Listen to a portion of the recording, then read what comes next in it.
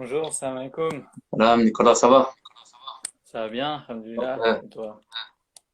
Alhamdoulilah. En forme? En forme. En forme. Parfait. C'est bien, je vais un petit peu reculer ça. Hop, je suis proche. Hum, Voilà. Alors, Nicolas, comment ça va? Écoute, ça va bien. On avait ce rendez-vous cet après-midi, j'ai pris le temps de faire une bonne sieste, quoi, pour être bien en forme pour ce rendez-vous. Parfait. Au Donc, niveau de la connexion, ça va? c'est parfait pour moi. Et de ton côté? Parfait aussi, ça va. Si des fois, de toute façon, ici, il y a des petits blocages de temps en temps, on attend quelques secondes et puis on relance. Ça, c'est les live Instagram, donc voilà. On Oui, pas de va, problème. on va faire ainsi. Nicolas, bah, je te remercie déjà pour cette interview. Je te remercie d'avoir accepté l'invitation que je t'ai faite. Donc, on se connaît depuis un petit temps. On n'avait pas eu l'occasion d'échanger énormément, mais on était rentré en contact il y a quelques années. Et voilà, je connaissais un petit peu ton parcours, je te suivais un petit peu sur le web, j'avais un petit peu vu tes différents projets. Et là, tout récemment, étant donné que j'ai relancé un petit peu le concept en ligne, d'interviewer des entrepreneurs, je t'ai fait une proposition pour voir si tu étais d'accord de partager un petit peu ton expérience, ton parcours, et un petit peu voilà, de nous parler de tes projets que tu as entrepris il y a quelques années, tes projets actuels et un petit peu voilà essayer de faire passer un message positif à toutes les personnes qui vont nous écouter. Donc je te remercie Nicolas. Bah, écoute, c'est avec plaisir. Moi, j'aime beaucoup l'initiative, enfin, tout ce qui est initiative de partage. Donc, par rapport à ça, quand tu m'as envoyé la demande, bah, avec plaisir, quoi. Si raconter un peu mon parcours peut inspirer ou répondre à des questions que se posent les gens, ah bah, ça sera que du plaisir pour moi. Parfait. Je te remercie. Pour commencer, on va peut-être commencer par la présentation. Si tu peux te présenter en quelques mots.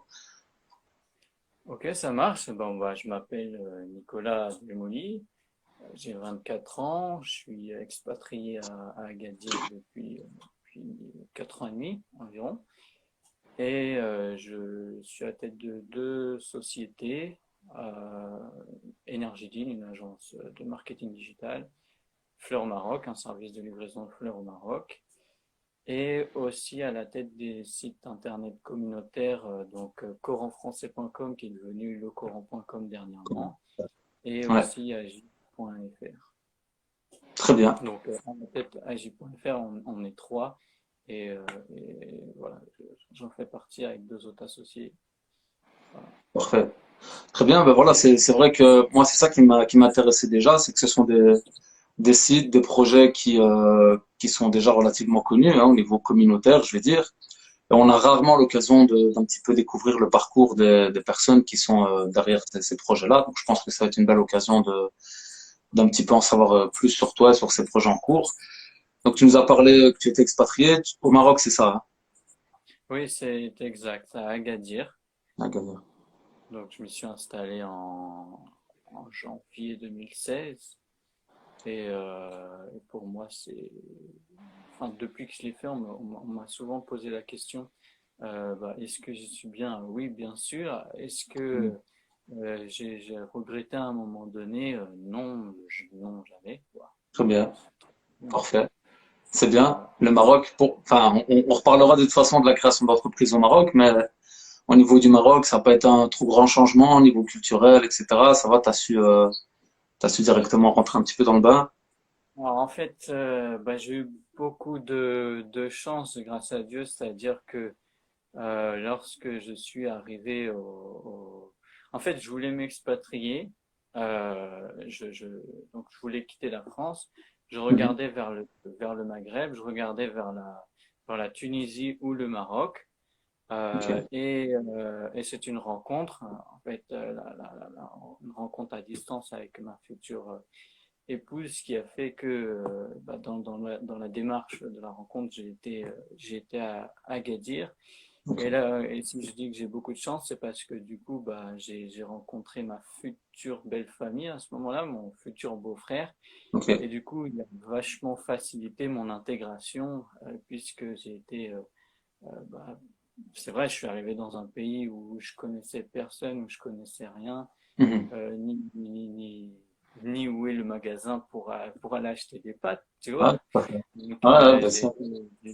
j'ai pu être guidé comme ça alors, tout au long de mon installation. Donc, ça a été assez facile. Et sinon, niveau dépaysement, bah, c'est sûr que, enfin, culturellement, architecturellement, architecturalement, pardon, c'est Ouais, pas la même chose. Mais, mais sinon, non, je me suis senti comme un poisson dans l'eau parfait. dès mon arrivée. Et puis, je pense que c'est le cas de beaucoup de Français, même de passage, hein. Ouais, Agadir est une zone touristique. ouais, tout Quand à les fait. gens y vont, Mhm. euh, tout le monde a tout le monde a le même discours. Les Marocains sont accueillants, chaleureux. Exactement. Euh, ouais, je me suis senti bien accueilli aussi Parfait. partout où j'ai été. Parfait. Très bien. Bon, on va revenir, on va rebobiner un petit peu et un petit peu découvrir qui est Nicolas. Donc, est-ce que tu peux un petit peu nous expliquer quand est-ce que ton parcours a commencé finalement dans l'entrepreneuriat? Un petit peu, bah, tiens, si c'était déjà lié à tes études, à ta formation, qu'est-ce qui a fait que, voilà, si tu peux un peu nous revenir en arrière dans ton adolescence peut-être, je pense que c'est à ce moment-là que tu as commencé à nous expliquer, bah, voilà, tes débuts. Ok, ça marche. Alors moi, en fait, j'ai commencé à m'intéresser à tout ce qui était programmation web assez tôt, à dire à l'âge de 13 ans, sur un site qui s'appelait à l'époque le site du zéro, qui est devenu depuis lors Open Classroom, qui est bien connu en France, qui permet notamment de faire des formations à distance diplômantes aujourd'hui, depuis Ok. quelques années. Et bon, voilà, j'ai codé des sites web à 13 ans, on n'est pas professionnel, hein, donc on Mhm. code des sites web pour soi, on rêve un peu, on crée un réseau social pour sa classe de troisième, et Mhm. voilà, pendant plusieurs années, bah, grâce à des projets perso plus ou moins originaux, bah, j'ai pu, parce que la programmation web, c'est surtout avec la pratique que ça s'apprend. C'est Donc, ça. j'ai pu renforcer voilà, des compétences. Et après, c'est à l'âge de 16 ans, je crois que c'est à 16 ans, j'étais en troisième, j'ai fait un stage professionnel, euh, le stage de fin de troisième. C'était chez mon père qui avait des voisins qui voulaient un site internet. Donc là, j'ai eu affaire à mon premier client, Ok. euh, mais j'étais toujours du coup en troisième. Ensuite, j'ai continué un petit peu mes études au lycée, donc seconde générale puis seconde professionnelle, et c'est à 17 ans que j'ai arrêté ma scolarisation. Et donc j'ai été directement après dans une entreprise euh, où, euh, où du coup j'étais webmaster pour un Ok. site e-commerce. Et entre-temps, j'avais aussi commencé le projet personnel coranfrançais.com. Et D'accord. donc, c'est comme ça que les choses ont démarré, en fait. Ok. Très bien. Euh, Parfait. J'ai eu c'est-à-dire que voilà, j'ai pas été au bout d'une scolarité, on va dire classique, puisque j'ai pas obtenu mon baccalauréat. Euh, j'ai eu de la chance de trouver un emploi rapidement grâce aux compétences que j'ai évoquées juste avant. La programmation web, c'est quand même un domaine où il y a beaucoup de travail, beaucoup de sollicitations. Ouais. Et donc, j'ai travaillé 11 mois dans cette entreprise. Et après, je me suis mis à mon compte en démarrant notamment Soudure.pro. Donc, Soudure.pro, dont on avait parlé, qui fait partie aujourd'hui du top 5% des sites e-commerce. C'est un site Ouais. qui fait plusieurs millions de CA annuels. Et donc, ça, c'est un site que j'ai créé, donc que j'ai dû savoir créer et que j'ai dû savoir rendre visible après. Et donc, en fait, tout ce que j'ai appris, ça a été par rapport à des besoins que j'ai eus sur le moment. C'est Au ça. moment où j'ai créé Soudure.pro, au moment que j'ai créé Coran Français, bah écoute, c'est bien, ça marche bien, mais s'il n'y a pas de visiteurs, ça sert à rien. Donc, Exactement. bah, j'ai poursuivi des recherches 100% en autodidacte, pour le coup, sur comment acquérir des visites. J'ai découvert le référencement naturel, et ainsi de suite, ainsi de suite, C'est quoi. ça. Voilà. Très bien. Très bien. Donc, Déjà, tu nous as cité quelques éléments qui sont importants. Tu nous as parlé un petit peu du fait que justement, tu n'as pas été au bout d'un cursus scolaire, on va dire classique, et que tu as commencé à travailler. Donc ça, c'est déjà un élément qui est quand même assez important parce que finalement, on s'aperçoit que peut-être beaucoup de personnes ont des freins par rapport à tout ce qui est diplôme, etc., et qui ont peut-être, je veux dire, une frustration quant au fait d'entreprendre, alors qu'aujourd'hui, bah, clairement, ici, comme tu l'as dit, c'est vraiment tes compétences qui t'ont permis de te lancer, d'être là où tu en es aujourd'hui, alhamdoulilah. Alors effectivement, moi j'ai pas de tabou par rapport à ça, ni sur la conversion à l'islam, si à un moment donné dans tes questions tu veux aller là-dessus. Mais c'est vrai que par rapport à la scolarité, moi aussi au départ, je pensais, enfin on a des idées reçues sur Ouais. l'entrepreneuriat et les diplômes. On a l'impression que, ben voilà, on peut pas créer une agence web, par exemple, si on n'a pas des qualifications, je sais pas, de licence en développement, je sais pas quoi, alors que c'est pas vrai. Il y Ouais. a des entreprises qu'on peut pas créer, c'est celles des métiers réglementés. Il y a des Mhm. emplois, effectivement, qu'on peut pas avoir, évidemment. On peut pas devenir médecin sans faire d'études, etc. Mais par Exactement. contre, il y a des métiers auxquels on peut accéder uniquement grâce à ses compétences. Ah. Voilà. Très bien, très bien.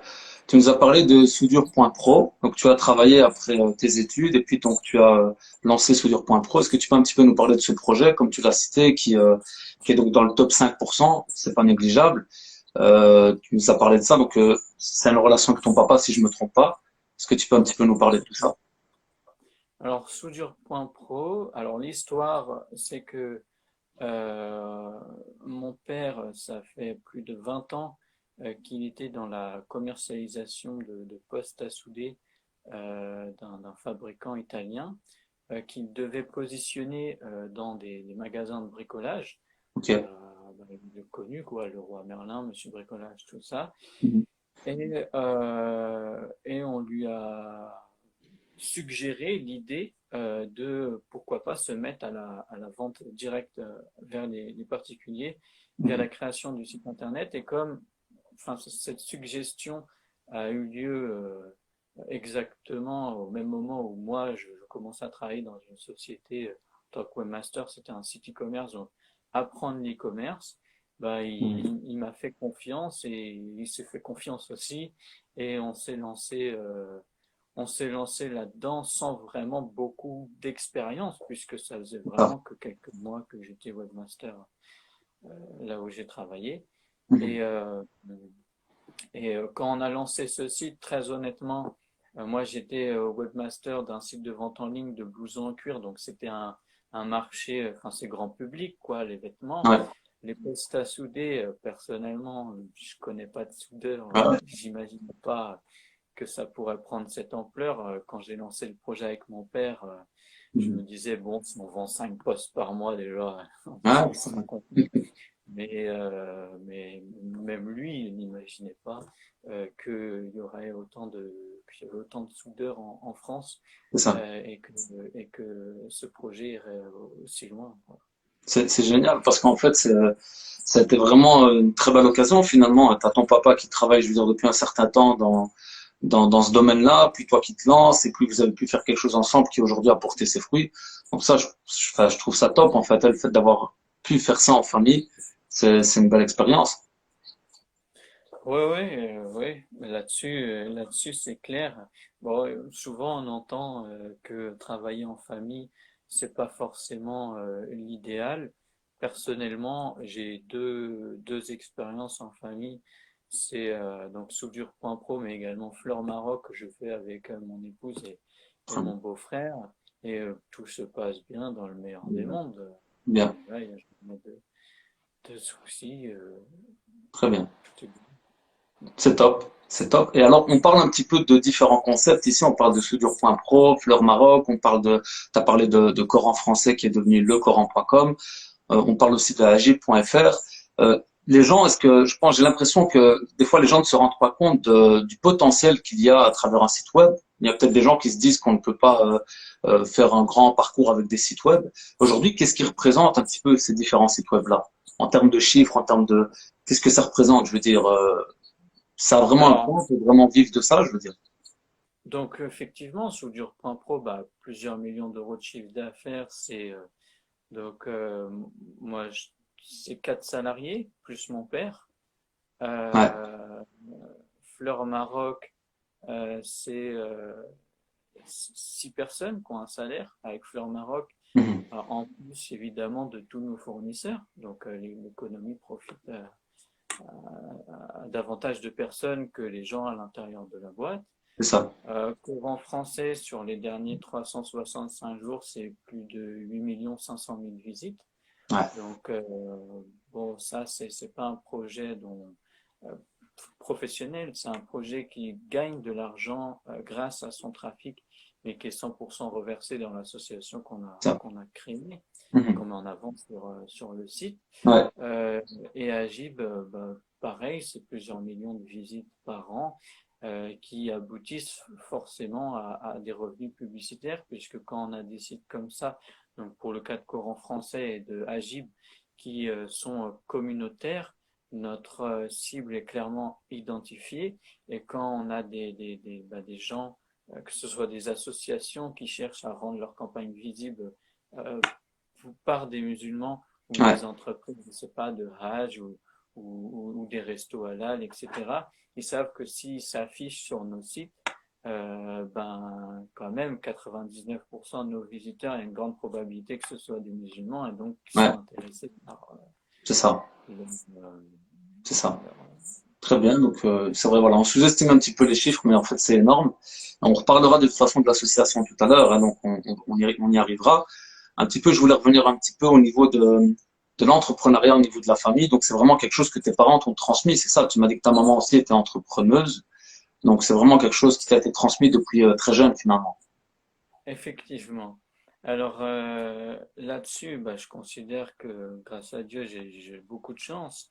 C'est vrai que mon père et ma mère sont des entrepreneurs. Mhm. Donc, ma mère en plus est avocate. Donc, dans l'entrepreneuriat, il y a l'aspect purement business, mais il y a C'est ça. l'aspect aussi juridique. Tout à fait. Il y a des choses, bah, quand on est jeune, on ne sait pas ce qu'on a le droit de faire ou ce qu'on n'a pas le droit de faire. Bon, il y a des choses qui sont logiques, on le ressent tout seul, des choses Ouais. qui sont bien ou pas bien. Mais il y a des choses qu'on ne peut pas faire. Voilà, on sort pas un site sans mention légale, par Tout à exemple. fait. Ouais, bien Euh, sûr. des, des choses comme ça. Puis Mhm. encore aujourd'hui, un cabinet d'avocats reste une entreprise. Et Mhm. donc, je discute très souvent avec mon père, je discute très souvent avec ma mère. Donc, on partage aujourd'hui, je leur partage mes problématiques comme ils me partagent les leurs. Donc, dans le passé, ils m'ont beaucoup appris. Dans le présent, ils continuent à m'aider à avancer. Moi, maintenant aussi, avec de l'expérience, j'arrive à leur dire des choses qui les font avancer aussi. Donc, Mhm. C'est top. C'est génial. Donc, il y a vraiment mais il une... n'y a pas, voilà, il y a, au niveau de de cette transmission, parce que l'entrepreneuriat, en vrai, c'est beaucoup de choses, c'est beaucoup de sujets. Ça peut être l'investissement, ça peut être la gestion des ressources humaines, ça C'est peut ça. être le stress lorsqu'on fait une prestation. Donc, Mhm. c'est vraiment des centaines ou des milliers de sujets de conversation. Et Ouais. c'est sûr qu'avoir des parents qui ont rencontré les mêmes problématiques, et j'ai pas uniquement des parents qui m'ont conseillé enfin, qui m'aident dans ce sens. J'ai par exemple quelqu'un avec lequel je travaille depuis plusieurs années, qui est un prestataire, enfin je suis prestataire, mais c'est devenu un ami. Voilà, il avait un site qui existait, il suivait ce que je faisais sur les réseaux sociaux, c'est un ami de la famille depuis 2013, quoi, il suivait mon Mhm. petit site, ça. Je m'occupe de son site web et donc lui aussi c'est un chef d'entreprise. Il s'appelle Arnaud. J'en profite. Son site c'est Decomundo. Il C'est vend ça. des plantes artificielles et donc que ce soit mes parents ou lui.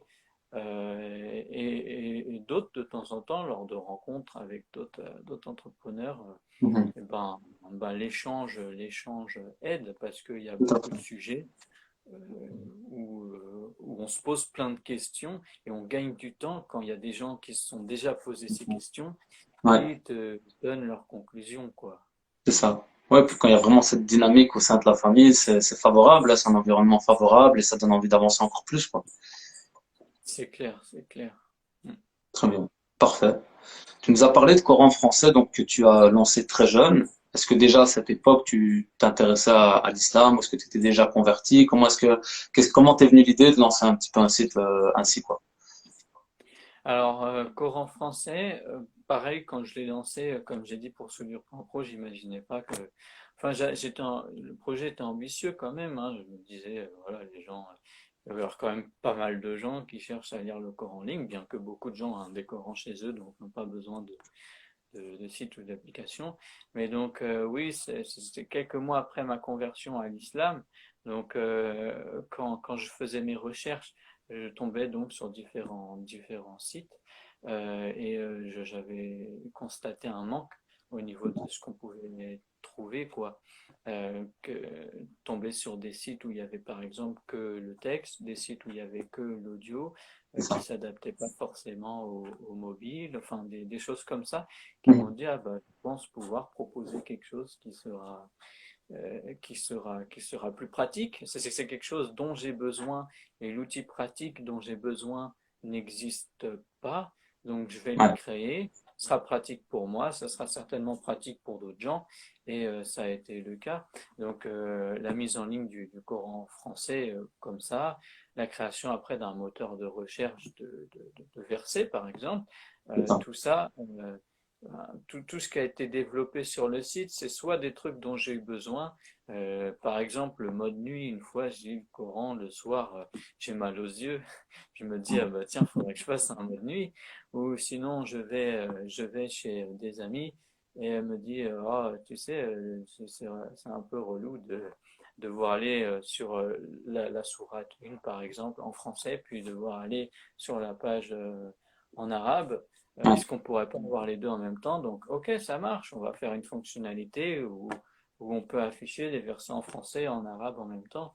Donc, ça s'est construit comme ça, ce comme ça. projet dans le temps. C'est top.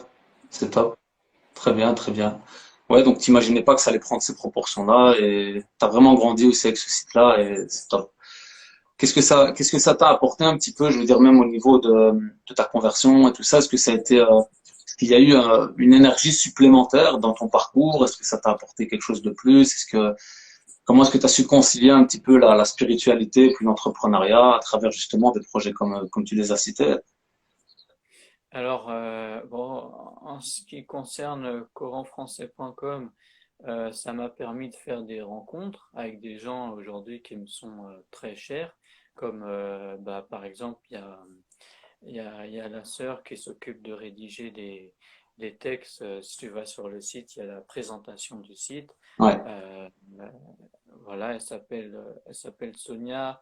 Ça m'a permis de la rencontrer. J'avais besoin de textes. J'ai fait appel à quelqu'un. Puis voilà, les relations professionnelles aboutissent à des rencontres des fois superbes. Mhm. Euh, mais sinon, la conversion à l'islam, l'impact que ça a pu avoir sur mon parcours, euh, ben, euh, il y a que quand on est jeune, enfin, quand on est jeune, 17 ans, c'est l'adolescence, hein, Ouais. 16-17 ans, c'est l'adolescence, on se pose beaucoup plus de questions qui n'ont rien à voir avec l'entrepreneuriat, tout ça, mais de confiance en soi, etc., Ah. Mhm. euh, qui prennent la tête, qui prennent l'énergie. Ouais.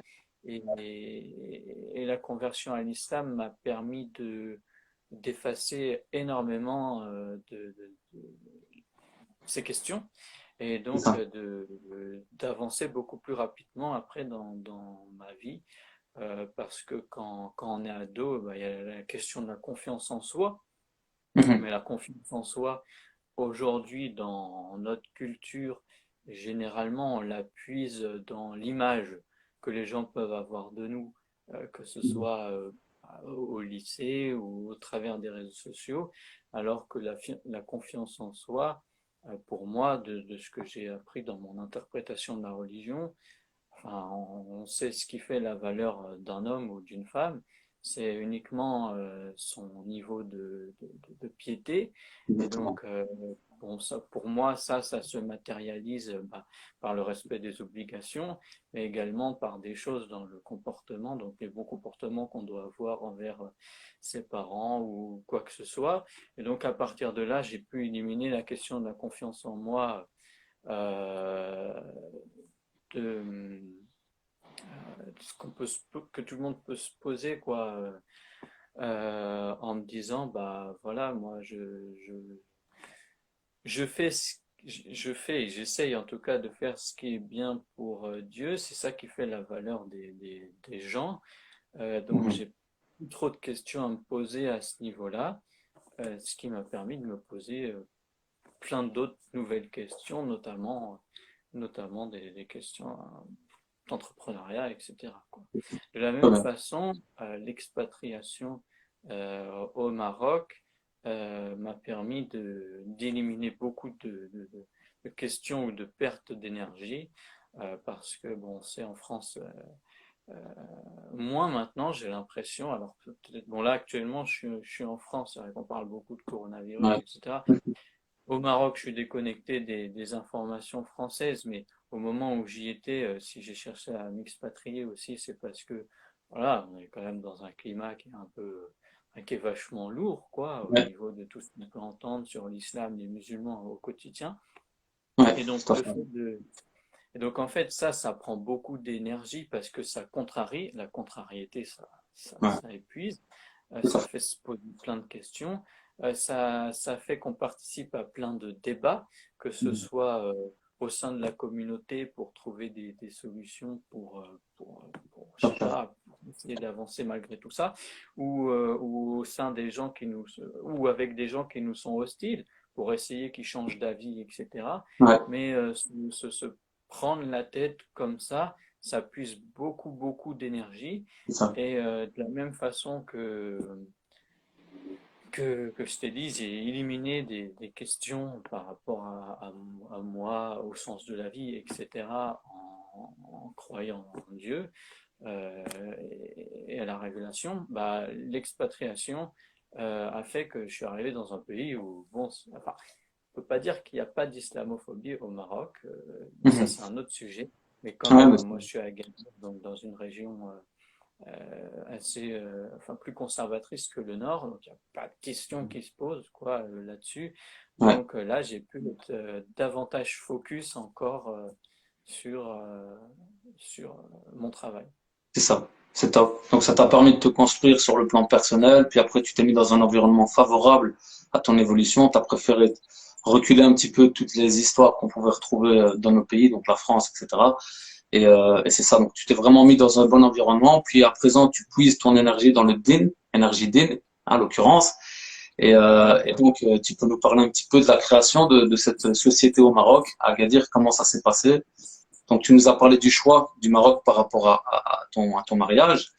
Et voilà, t'es arrivé à Agadir, il a fallu se lancer, il a fallu lancer quelque chose. Comment est-ce que ça se passe pour des personnes qui souhaiteraient éventuellement également s'expatrier et créer leur société au Maroc? Ça marche.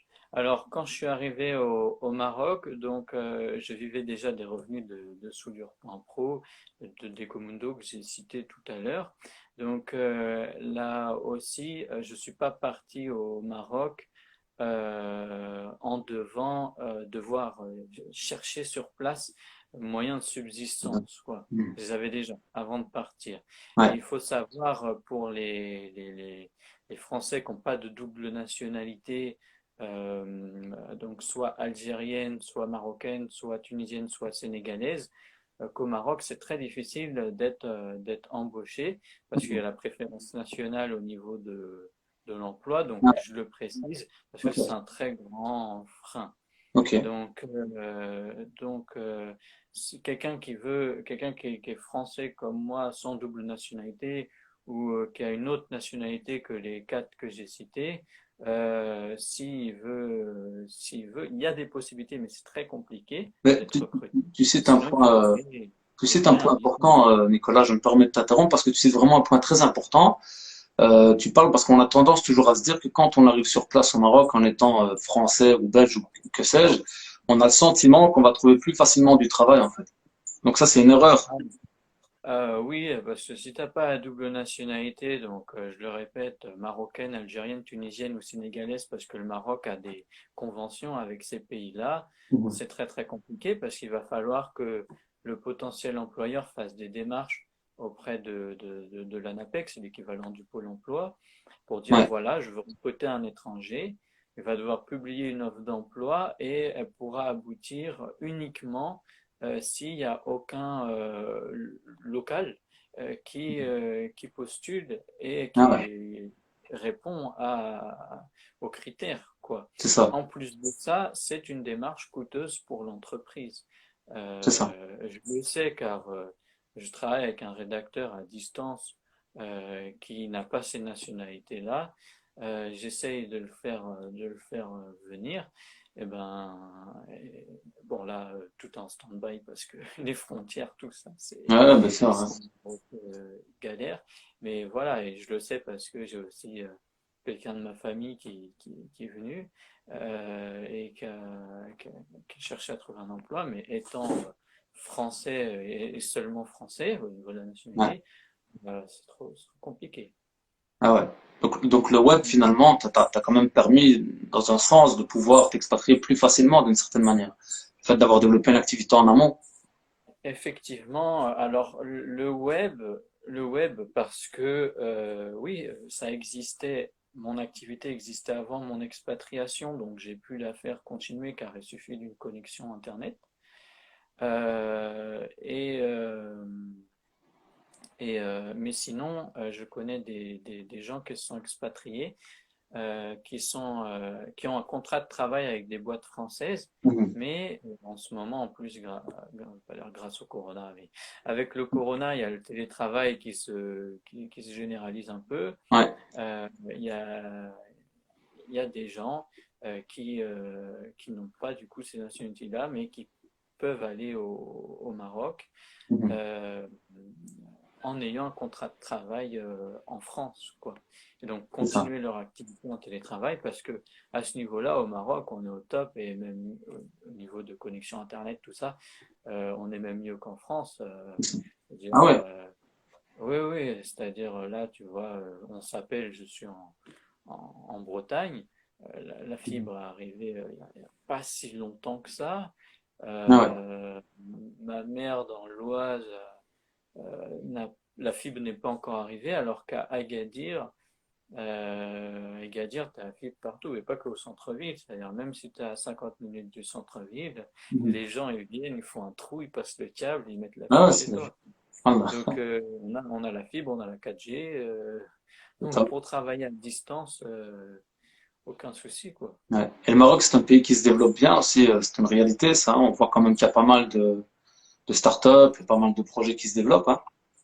Effectivement, c'est un pays où bon, l'actualité, je pense pas qu'elle soit aussi transparente que ce qu'on peut avoir en France. Mhm. Donc, on va beaucoup plus voir ce qui va bien que ce qui va mal. Mais je Ouais. pense personnellement il y a pas mal de choses enfin, ce qui est enthousiasmant, c'est qu'au Maroc, il y a des projets comme l'inauguration d'autoroutes, l'inauguration de chemins de fer à ligne haute vitesse. Mhm. Des trucs comme ça. Agadir, où je suis, c'est une ville où il y a des chantiers partout. Ouais. Euh, euh, Alors qu'en France, on est plutôt dans un climat depuis des années de crise économique, d'austérité, où on est plutôt en train de se dire comment on va faire pour garder ce qu'on a acquis, comment on va faire pour garder de l'argent, pour entretenir ce qu'on a acquis C'est et ne ça. pas laisser se délabrer. On est plutôt Mhm. dans ce discours-là qui n'est pas très très positif, alors que là-bas, on est dans on doit devenir le meilleur pays d'Afrique. Enfin, Ben, voilà. tu vois, il y a un projet national Ouais, tout à fait. qui est sympa. Alors, par contre, faut pas idéaliser les choses non plus. Bien sûr. moi, je suis dans le secteur privé. Je connais les gens dans ma boîte. J'essaie qu'ils soient qu'ils se sentent le mieux possible dans ma boîte parce que tout simplement, je considère d'égal à égal. Donc, je leur souhaite ce que je me souhaiterais. bien sûr. Par contre, c'est pas comme ça. C'est pas comme Partout, ça et oui. c'est loin d'être comme ça partout. Bien sûr. On est encore dans un pays où les parents veulent que tu deviennes fonctionnaire parce que c'est la garantie de l'emploi. C'est ça. L'État ne t'exploite pas. Mhm. Il y a des salaires qui sont relativement bons, bon, pas non plus au top top, mais au moins voilà, il y a beaucoup d'avantages par rapport au privé ou que ce soit par rapport à la mentalité des chefs d'entreprise ou la législation. Moi, je comprends tout à fait qu'un Marocain qui a une opportunité entre le privé ou la fonction publique, même si on lui propose un meilleur salaire dans le privé, Mhm. lui et ses parents C'est ça, souhaitent qu'il aille dans le privé, quoi. c'est ça. Ouais, dans le public, tu veux dire. Dans le public, pardon, Parfait. exactement. Donc, Ouais. il y a plein de choses positives, mais voilà, euh, dans ma bulle, tout est Voilà. positif, mais faut pas négliger qu'on est dans un pays où quand on est pauvre, c'est pas la même pauvreté Tout à qu'ici. fait. Quand je dis ça, je, je néglige pas les souffrances qu'on peut avoir ici quand on est très modeste, mais là-bas, c'est beaucoup plus dur. Clairement, ouais. Clairement. Mm. Très bien. Il y avait un point aussi, c'est quand tu as lancé Energydin, tu m'as fait part d'une petite anecdote que je trouve intéressante que tu partages avec ton papa. C'est ça que tu me disais quand tu cherchais un petit peu à t'installer. Et ça, je trouvais ça aussi très inspirant au niveau du message qui t'a fait passer. Ouais, Tu peux un peu nous ouais, en je vois. parler. Mhm. Donc oui, effectivement. Alors, pour répondre de façon complète à ta question sur la création d'entreprise au Maroc, sinon Ouais. comment ça s'est passé? Ça a été assez simple. J'ai été chez une notaire, j'ai dit voilà, je m'appelle Nicolas, je veux créer une SARL. Mhm. Euh, puis voilà, puis après je paye et crée mes statuts, je signe et c'est parti. Beaucoup, Mhm. beaucoup de paperasse au Maroc, mais Ouais. voilà, j'ai confié la chose à des professionnels ça a été aussi simple que ça, entre guillemets. La seule chose qu'il faut savoir, c'est que au niveau on est obligé d'avoir un siège social unique. La domiciliation n'existe pas ou pas encore. Récemment, il y a des petits changements, etc. Ok. Donc,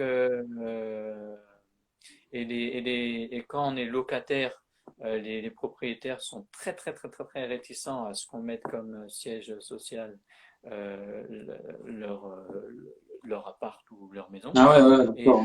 et donc, quand on crée une boîte au Maroc, on a un loyer de base. Donc, Ouais, quand on crée une auto-entreprise en France, généralement, on met son adresse et on va payer que sur ce qu'on gagne c'est ça. et avec la CFE aussi qu'on paye une fois par an. Ouais. Mais au Maroc, quand on crée une entreprise, on est obligé d'avoir un loyer.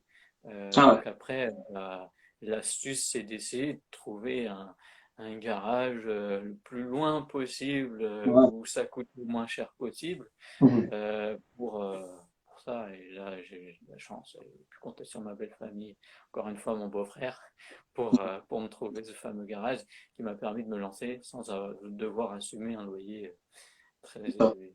Très bien. Et au niveau fiscal, est-ce que c'est plus intéressant que dans les pays comme en France, la Belgique, etc. Ou est-ce que il y a des avantages à ce niveau-là aussi, peut-être? Alors franchement, je saurais pas trop répondre parce que au niveau du statut auto-entrepreneur, oui, largement. Mhm. C'est-à-dire qu'en France, je crois que c'est 24%. Quand on fait une prestation, on paye 24% de charge. Au Maroc, au début, pour la prestation de service, c'était 2%.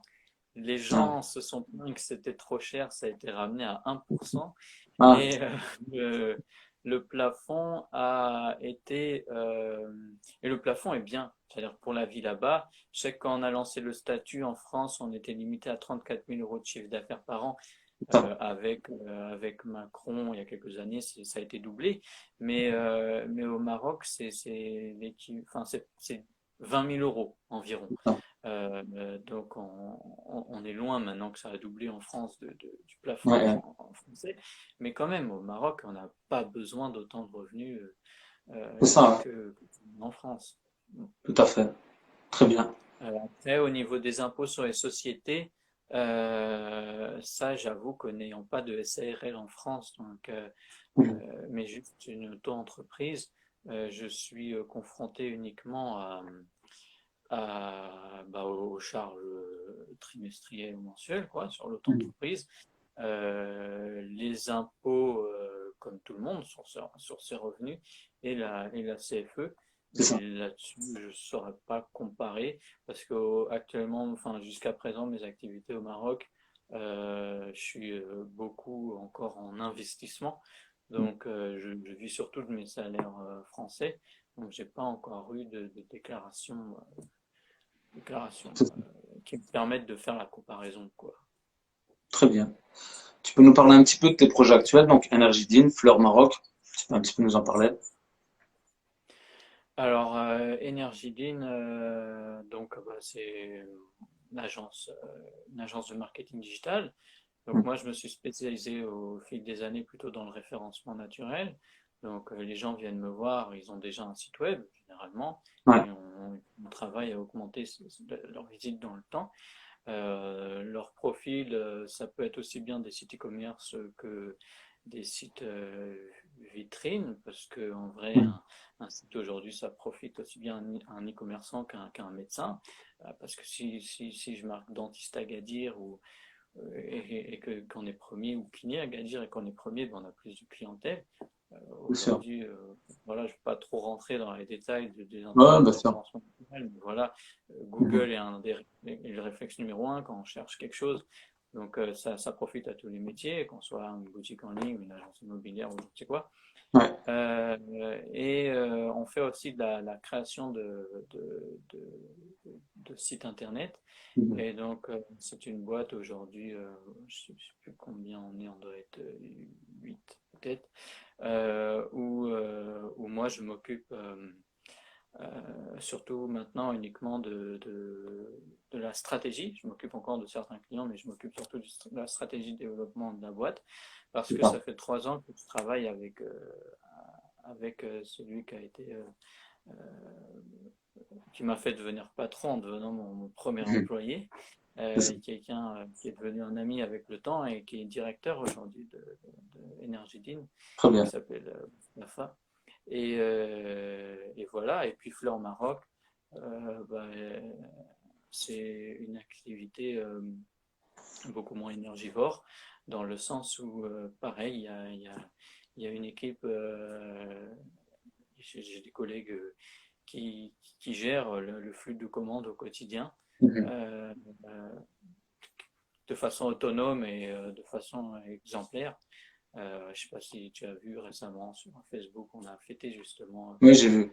J'ai vu. l'anniversaire de leur arrivée Mhm. chez Fleur Maroc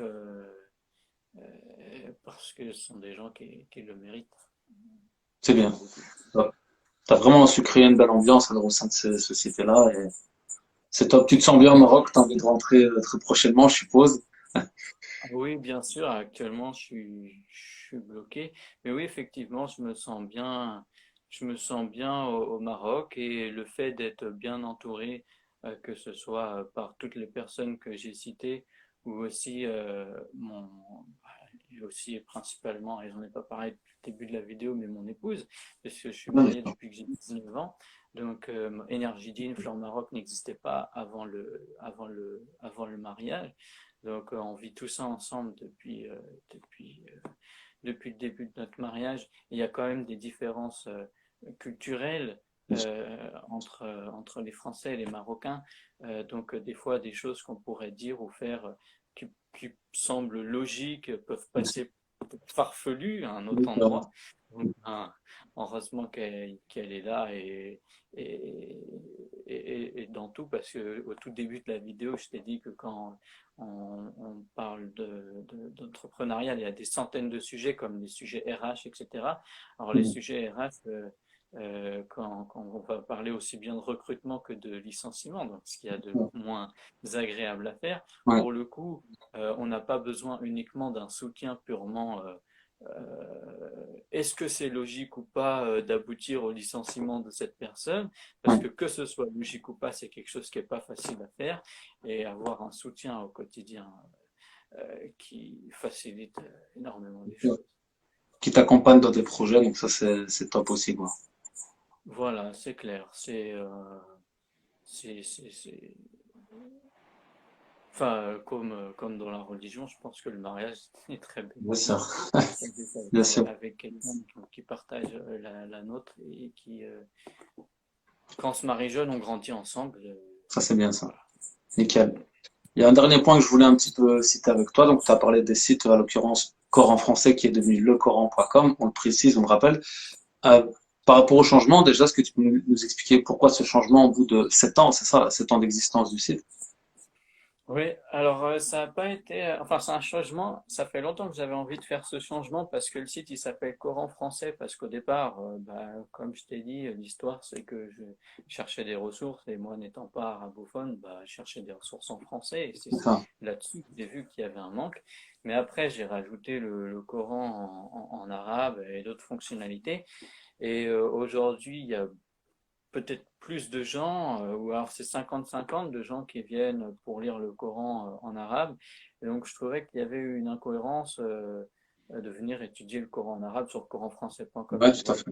je me dis, voilà, c'est pas très logique. Ça a Ouais, été un choix qui n'est pas facile parce que travaillant dans le domaine du référencement, je sais que même si on fait toutes les choses bien, quand on fait un changement de nom de domaine, pour commencer, on ouais. perd du trafic. On perd Ouais. du trafic.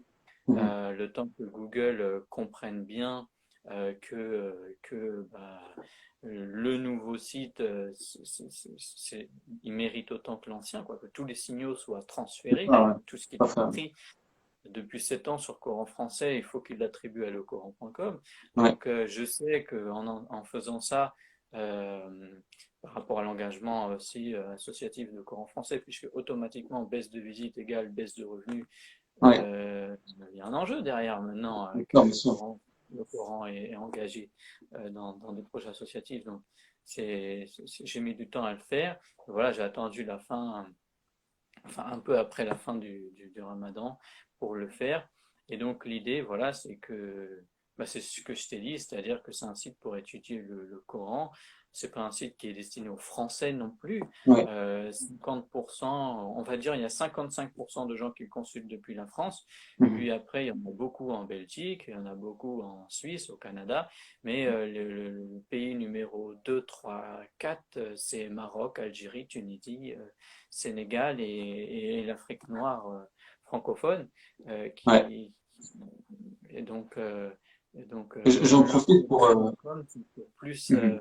international. Ça fait francophone parce que Coran, c'est comme ça qu'on le dit en français, c'est pas Ouais. Quran en anglais ou Coran écrit avec un K comme dans d'autres régions. Mhm. Mais voilà, c'est pas destiné aux Français non plus, quoi. Ça. J'en profite pour dire que voilà, moi, c'est un outil déjà que j'utilise très très souvent Ah pour bon? bord. Donc ça, je tiens à le préciser. C'est un outil aussi, j'en profite, hein, le frère avec lequel je travaille beaucoup, Ahmed au passage, s'il nous regarde, qui tenait aussi à te remercier par rapport à ce support, parce qu'il l'utilise énormément aussi. Je pense qu'il y a beaucoup de gens qui l'utilisent, non pas uniquement dans un but de lecture, parce que tu parlais de lecture au départ, mais vraiment comme un support pour pouvoir aller copier-coller des versets facilement, que ce soit en français, en arabe, et vraiment pouvoir préparer voilà, ces leçons ou ces cours, etc. Donc c'est un outil très, très pratique et très utile. Donc ça, c'est un très beau travail, Inch'Allah, je tenais à te le dire. Je te remercie. Et, l'objectif, c'est qu'il serve à un maximum de monde, donc Ouais, c'est top. Et c'est vraiment top. ce à quoi je voulais venir, c'était donc pour terminer, c'était ton engagement associatif à travers ce site, parce que je pense que c'était un point qui était quand même important aussi d'éclaircir. Euh, Oui. donc voilà, ce sont des sites certes communautaires, mais il y a un bel objectif noble derrière qui aide voilà, ton association qui est également au Maroc, si c'est bien ça, dont tu peux nous parler un petit peu, quoi. Alors, l'association est en France, mais Ok, c'est une association dont les statuts permettent de faire à la fois des actions en France et au Maroc. très bien. Et ce n'est pas mon association qui fait directement les actions au Maroc, c'est que j'ai un autre beau-frère, donc pas celui que je cite depuis le Ça début, va. voilà, qui est dans l'associatif, ouais, il est dans l'associatif depuis avant que je le connaisse, euh, qui a, hum, qui est président en fait des scouts du Maroc de sa région. Il y a Ok, plusieurs sections locales. Et donc en fait, ce qu'on fait, c'est qu'on définit les projets ensemble. L'association Tessie, grâce à la visibilité de coranfrançais.com, permet de récolter des sous. Mais après, tout ce qui est mis en place sur le terrain, c'est lui. Alors, on fait majoritairement des projets aujourd'hui au Maroc, mais on en fait aussi en France, pas exclusivement à destination des musulmans. Mhm. Euh, Au Maroc, le projet, quand je parlais d'engagement, c'est le projet du parrainage de la scolarité donc c'était 8 enfants, ça va être 12 enfants l'année prochaine. Donc, Ouais, c'est-à-dire, au départ, le projet, c'était fourniture du matériel scolaire, fourniture des vêtements ok, et inscription à un club de rugby, ok. parce que souvent, ce sont des enfants orphelins de père ou, ou des deux parents. Et donc au-delà de l'école, il y a aussi un besoin éducatif. Et le sport, c'est génial pour ça. Ouais. Tous les gens qui encadrent dans le sport, c'est génial pour ça. On a la chance que les scouts du Maroc soient jumelés avec un club de rugby qui est à Agadir et le plus grand club, qui est devenu le plus grand club de la région. Donc, ils ont des installations qui sont pas mal. Mhm. Donc, les enfants bénéficient en plus d'un environnement qui est bien et aussi inspirant parce que du coup, ils regardent ou participent aux entraînements des joueurs qui jouent en ce qui est l'équivalent de la Ligue 2, quoi, C'est ça. si on fait le parallèle avec le football. Donc, ils ont des étoiles dans les yeux et tout, c'est C'est super. ça. Donc, c'est Super. ça le projet. Et puis, on l'a fait évoluer en rajoutant le soutien scolaire Ah plusieurs ouais. fois par semaine. Et le Mhm. soutien scolaire qui est fait aussi par les gens du club de rugby, donc les seniors, quoi, C'est ça. qui viennent faire le soutien aux enfants. Et donc aujourd'hui, le soutien scolaire, il n'y a pas uniquement les enfants qu'on parraine qui en bénéficient, il y a également les enfants qui sont inscrits au club de rugby, bon, qui ne bénéficient pas du reste du packaging, on va dire, du parrainage qu'on fait avec les donateurs du site Le Coran, Mhm. que je remercie énormément, mais qui bénéficient du soutien scolaire. Et C'est top. sinon, donc ça, c'est le projet principal.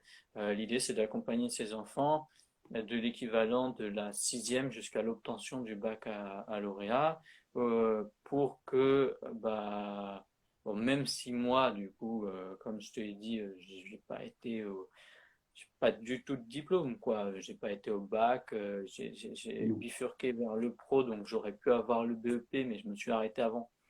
Ouais. Donc,